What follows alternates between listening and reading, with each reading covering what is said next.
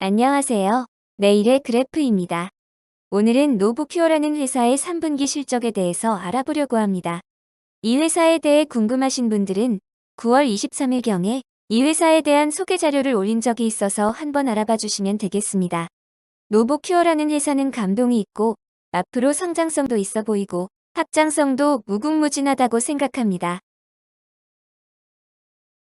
간단히 원리를 살펴보겠습니다.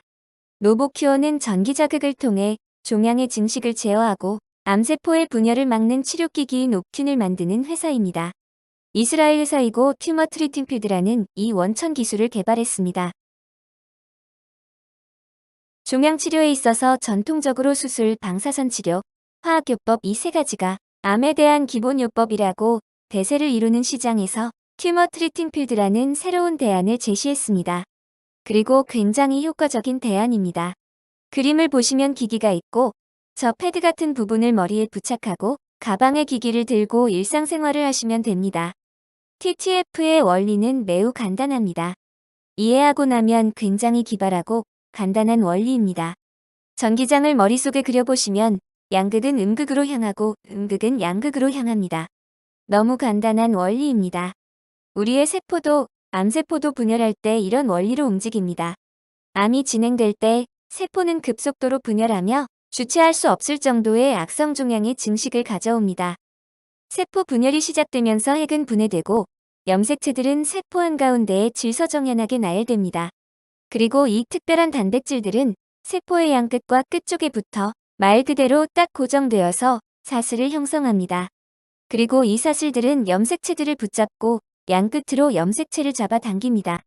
그 힘으로 하나의 세포가 두 개의 세포로 유전적 물질을 나누며 잡아당깁니다. 그리고 이것이 하나의 암세포가 두 개의 암세포가 되고 두 개의 암세포가 네 개의 암세포가 되고 궁극적으로 제어 불가능한 암의 증식이 발생하는 과정입니다.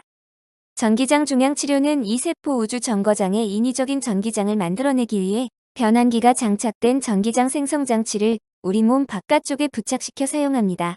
아까 보신 머리에 붙인 패드입니다. 이 세포 우주 정거장이 전기장의 영역 안에 있게 되면 장치가 높은 전극을 띠는 단백질들에 작용하여 잡아당깁니다.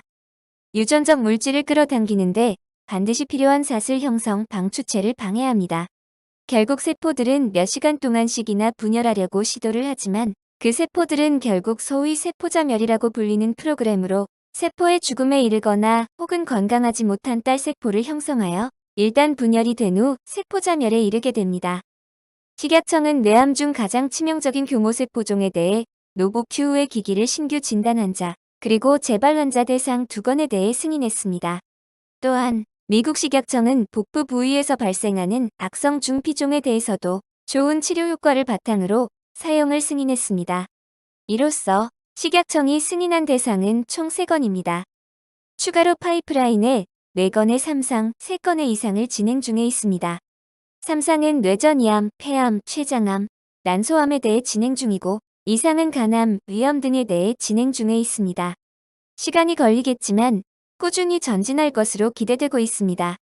유의하실 것은 가장 가까운 3상 결과가 2022년에 나온다는 것입니다. 기존 제품들로 당분간은 성장세를 이룰 것이라고 생각하지만 한 단계 도약을 하기 위해서는 기다림의 시간이 필요할 수도 있겠습니다. 다만 이상 결과가 2021년에 발표되는 것도 있기 때문에 지속적으로 좋은 소식을 전해줄 것으로 기대됩니다. 매출은 전년 대비 44% 증가하였습니다. 지속적으로 성장하고 있습니다. 전분기 34% 증가를 뛰어넘는 결과입니다. 또한 이용자도 전분기 3,278명 대비 83명 증가하였습니다. 지역별로도 좋은 성장세를 보이고 있습니다. 미국은 53%, 일본은 60% 성장하였고 유럽은 성장세가 조금 느린 상황입니다.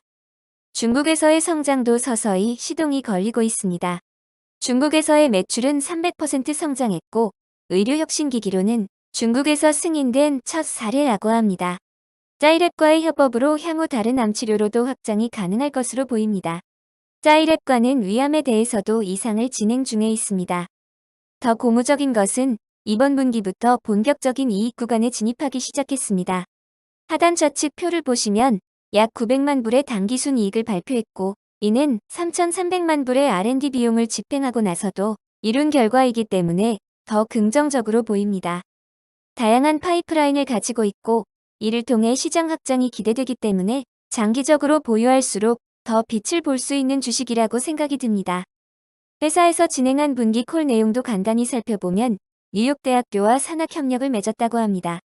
이를 통해 TTF가 어떤 치료제와 같이 쓰이면 더욱 효과적일지 다양한 개선책을 도출할 계획이라고 합니다.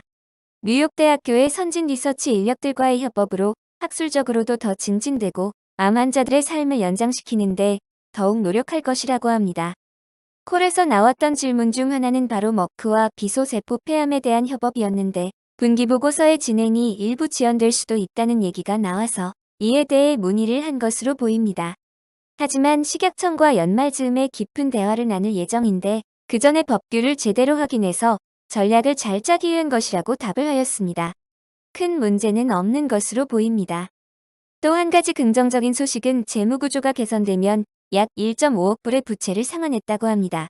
이를 보다 낮은 이율의 대출 계좌로 변경할 예정이라고 합니다. 마지막으로 이제 이익이 나오는 구간으로 진입하면서 주가 수익 배율도 약 22배 정도로 합리적인 수준으로 보여지고 있습니다. 매출 대비 가격도 6배 수준으로 매년 45%씩 성장하고 있는 회사에 있어서 이 정도 밸류에이션은 충분히 나올 수 있는 수준이라고 생각을 합니다. 마지막으로 주가를 보면 지난 5년간 주가가 많이 올랐다는 것을 확인할 수 있습니다. 연초 주가가 급격히 하락한 것은 코로나 창궐로 임상을 적시에 진행할 수 없어서였다고 합니다. 다시 유럽과 미국에서 코로나 확진자 수가 올라오기 때문에 다시금 임상 진행이 지연될 가능성도 있어 보이기는 합니다. 최근에 주가가 소폭 하락해서 122불 수준에 머물고 있습니다.